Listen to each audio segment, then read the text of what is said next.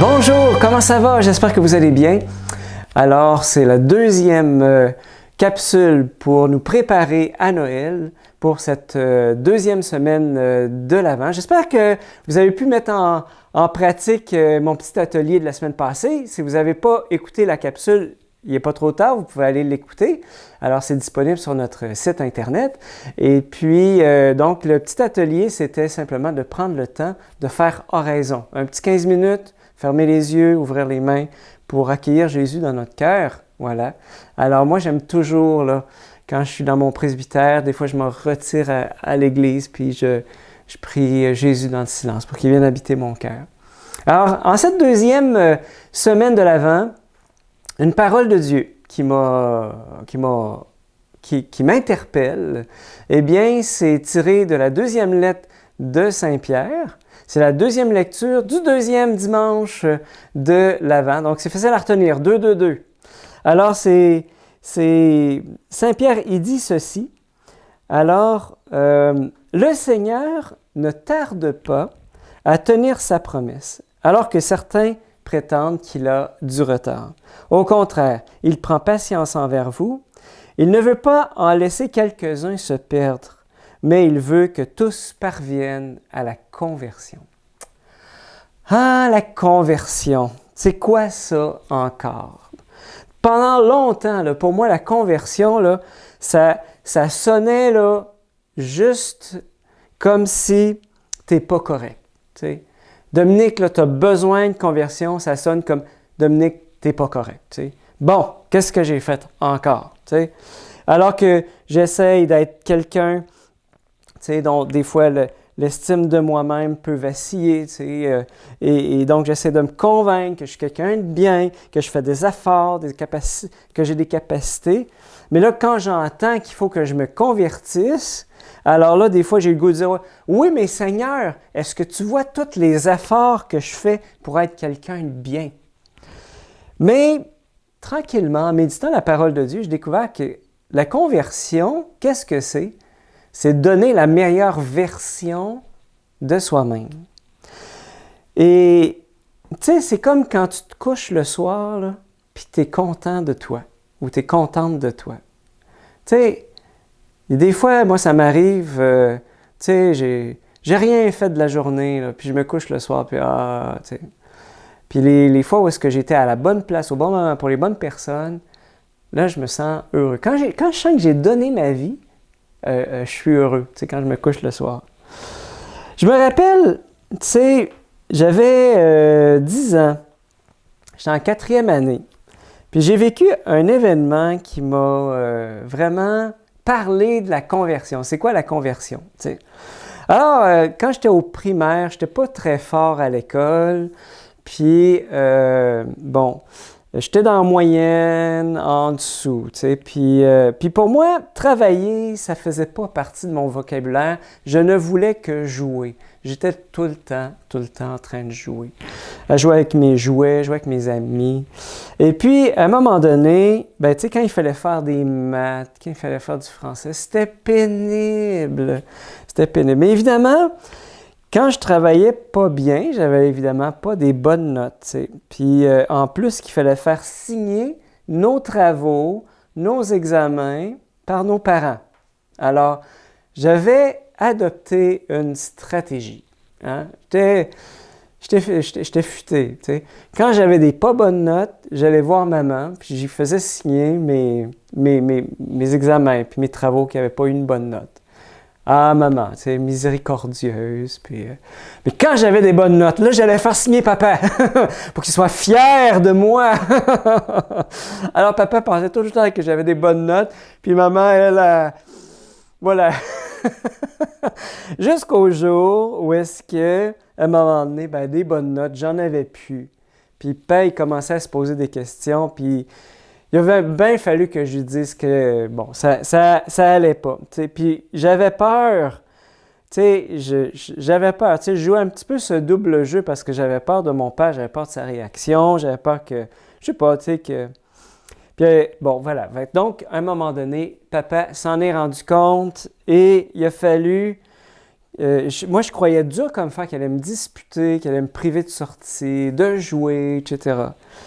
Mais en fait, j'ai découvert qu'à partir de ce moment-là, papa, eh bien, au lieu de me disputer, il s'est mis à s'investir personnellement pour m'aider, pour que mes notes puissent remonter.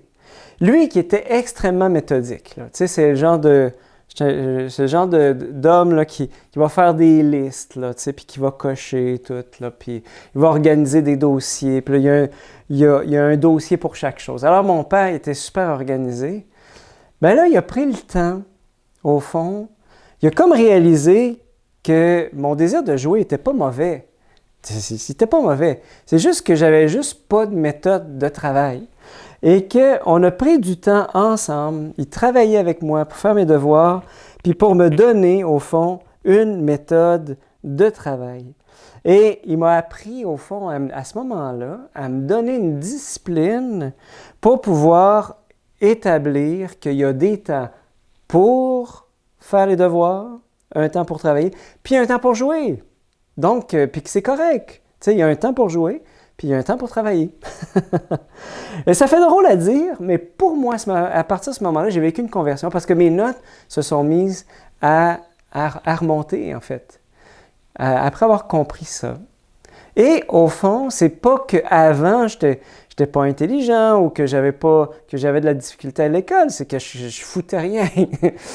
Et papa m'a vraiment appris à pouvoir donner le meilleur de moi-même, tu sais. Et vraiment, puis l'intervention de papa a eu des conséquences sur tout mon secondaire, mon cégep, l'université aussi. Et il m'a vraiment donné comme une colonne vertébrale au niveau du travail. Et pour moi, j'ai vraiment à ce moment-là découvert que ça a été une conversion pour donner la meilleure version de moi-même, tout simplement.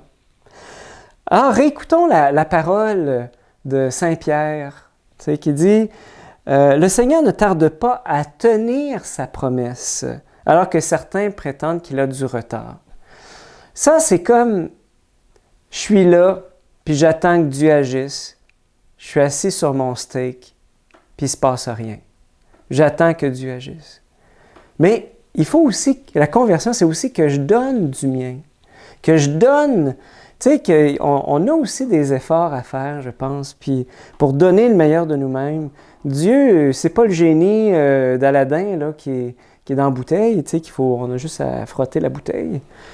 Mais on a aussi à mettre du nôtre, tu sais, sinon on ne pourrait pas être fiers de nous, je pense. Et donc, au contraire, il prend patience envers vous, car il ne veut pas en laisser quelques-uns se perdre, car il veut que tous parviennent à la conversion. Et donc voilà, se convertir, c'est vraiment donner la meilleure version de soi-même. Alors, durant ce temps de l'Avent, ben, par quoi commencer en fait? Tu sais, on a tout quelque chose à travailler, hein? Notre maison intérieure nos maisons intérieures ont toutes besoin de rénovation, moi le premier, tu sais. Et qu'est-ce qui fait que quand je me couche le soir, que je suis content de ma journée, que je suis content, que je suis fier de moi, que je peux célébrer et dire « Merci Seigneur pour ce que j'ai pu faire aujourd'hui. » Voilà. Alors, comme atelier cette semaine, voici ce que j'ai à proposer. Alors, le thème de ce deuxième dimanche de l'Avent, c'est le plus grand des commencements. Plus grand des commencements. Et quel grand commencement serait envisageable pour moi cette semaine? Parce que c'est vraiment le temps est venu, là, c'est vraiment un temps pour ça. Tu sais. Alors, je pose la question, y a-t-il quelqu'un dans ton entourage qui aurait besoin de toi? Qui aurait besoin de ta présence, d'un coup de téléphone, un petit cadeau, voilà. Il y a bien des personnes, des fois, qu'on prend pour acquises, puis on ne souligne pas assez. Vous savez, quand je suis dans des funérailles, quand je célèbre des funérailles, j'aime ça aller dans le petit banquet après, quand on m'invite, évidemment. Puis là, on me demande toujours « Mon père, voulez-vous bénir le repas? » Je dis « Ben oui, pas de problème. » Puis quand j'ai béni le repas, j'ai dit « Écoutez, vous avez un membre de votre famille qui vient de décéder. Hein? eh bien, peut-être qu'il y en a qui n'ont pas dit que vous l'aimiez. Peut-être qu'il y en a parmi vous, vous n'y avez pas dit que vous l'aimiez. Là, il est trop tard. Mais regardez, là, hein, dans ce temps de funérailles, vous êtes toute la famille réunie ensemble. Regardez-vous, là. Est-ce que ça fait longtemps que vous vous êtes dit « je t'aime » ? Est-ce que ça fait longtemps que vous vous êtes dit « je t'aime » ? Et je dis, ben écoutez, si vous ne voulez pas qu'il soit trop tard à un moment donné, ben je vous invite à prendre les devants. Puis là, je ris, là, tu sais, je dis, hey, puis vous autres les hommes, là, hein, qui disent que c'est plus difficile de parler des fois. Tu sais, c'est peut-être le moment, là. Hein? Alors, est-ce qu'il y a des personnes qui auraient besoin de ma présence? Y a-t-il des personnes à qui ça fait longtemps que j'ai dit « je t'aime » ? Et juste de pouvoir prendre du temps comme ça serait juste de pouvoir dire « je t'aime » à quelqu'un qu'on aime effectivement, de prendre le temps de l'exprimer. Ça peut être vraiment une belle conversion de l'avant. Qu'est-ce que tu en penses? Alors, on se laisse là-dessus et puis on se retrouve la semaine prochaine pour notre 3e capsule de l'Avent. Alors, je vous souhaite une bonne semaine et puis c'est ici Père Dominique, vicaire de la paroisse Notre-Dame-de-Foix. Merci de nous suivre.